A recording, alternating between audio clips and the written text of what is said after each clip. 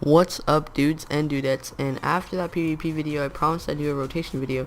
So basically, I'm going to be teaching you guys how to do a level 65-ish rotation on a warrior.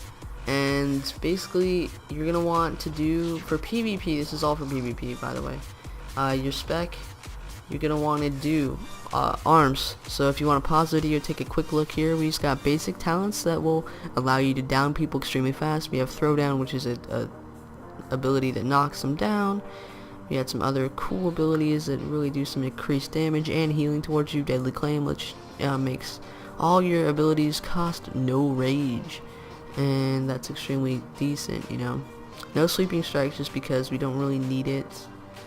It's not really required. Besides that, just Deep Wounds and stuff like that. And yeah, so definitely I would just go Blade Storm. If you're level 85, you're watching this, I would go Blade Storm, and then I'd go into probably Fury, and then do a 3 Battle Trance, 2 Cruelty, and then a 2 on Executioner, and that'd probably be it for me. Maybe 1 on Piercing Howl, and then that's pretty much good to go.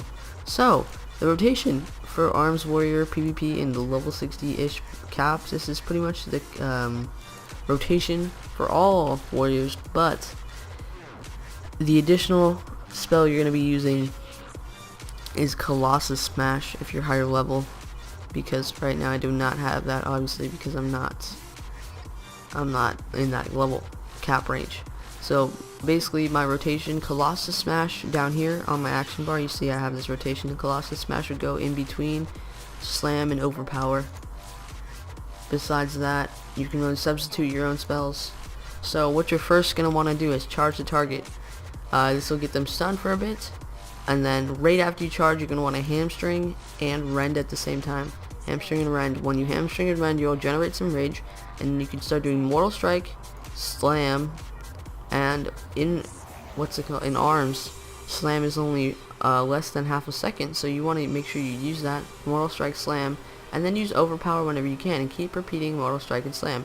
And if you're in a higher level, you want to do Colossus Smash when you can. And then if you have too much rage, I mean you're super raging rage mode, you want to use Heroic Smash, Heroic Smash, Heroic Strike, and then just keep using Slam, Mortal Strike, Heroic Strike. If they're running away, you want to make sure you put Hamstring and Rend back on them, just to keep your targets in a demobilized state. And then if they're really kind of wrecking you, you want to use Throwdown, and it'll knock them down. And then if they're trying to run again, you want to use Thunderclap, which will decrease their attack speed, which will make them do less damage on you. And then again, repeat Hamstring, Rend, Heroic Strike, Smash, Colossus Smash, and Overpower and Slam and everything like that, and just keep doing it in that order. Obviously the specific order will be in the description, just so you guys can see exactly what's up. But besides that, it's very basic. Once you get the charge, hamstring, and rend off, basically the rest is up to you how much rage you have left. If they're running away, use a heroic throw. That can do some good damage on them. And if there's like multiple guys attacking you, use intimidating shout. That'll make them scatter. And then obviously use Berserker Rage, Inner Rage, Deadly Claim, and Every Man for Himself. Accordingly, I mean, if you're fighting multiple people, I usually definitely use Deadly Claim, and then Berserker Rage, and then that can get some extra damage done. Two-hand weapons are the only thing you can really use. Besides that, don't use a single one-hand weapon, just use a two-hand weapon. I mean, pole arms, swords, axes, maces, everything two hands, which has a strength and stamina bonus. Also maybe a slight agility bonus would be decent for some crit rating if you want that. You can gem agility though, you don't really necessarily need to gear towards it. Obviously reforge things to your mastery, and then maybe a parry or a dodge rating if possible. Besides that, it's relatively good. Like you see there, it'll tell me when Overpowered is ready to go, and it only takes 5 rage, so it's really something you want to use whenever you can.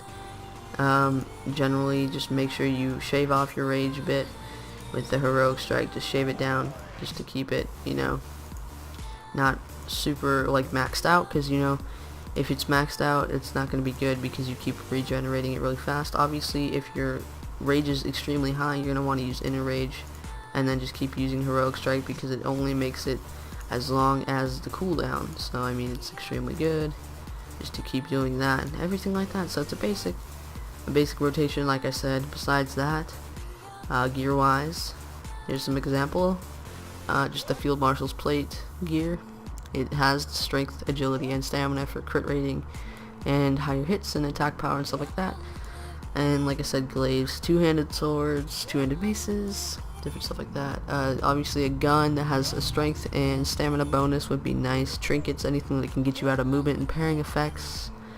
Anything that can boost your attack or health during battle. Besides that, really basic gear and relatively simple things. Besides that, like I said, you don't need much.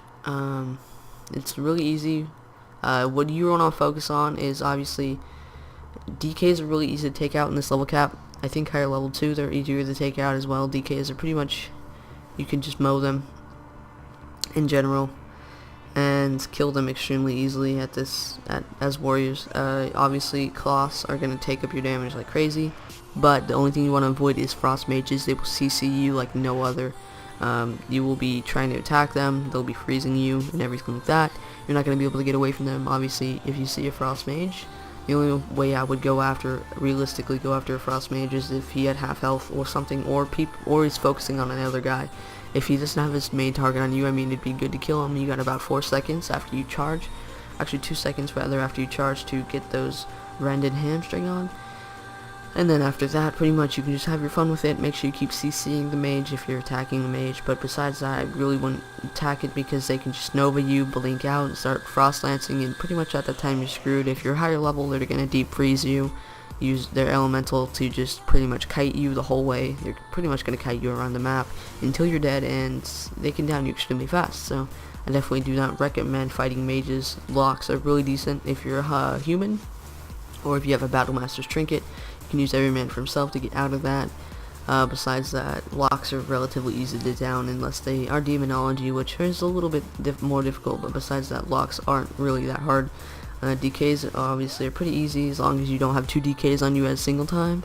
And then rogues, obviously, as long as you spot them, make sure you pop Rend on them. Even if you can only put 1 spell or ability on them, pop Rend, because that damage over time will put them out of their stealth mode, which will allow you to see them, and then you can kill them easier. So basically, if you're fighting a rogue, just get the damage over times on them, and then you'll be good to go. And you can down them fast because they're only leather, and they usually have low amounts of health and defense.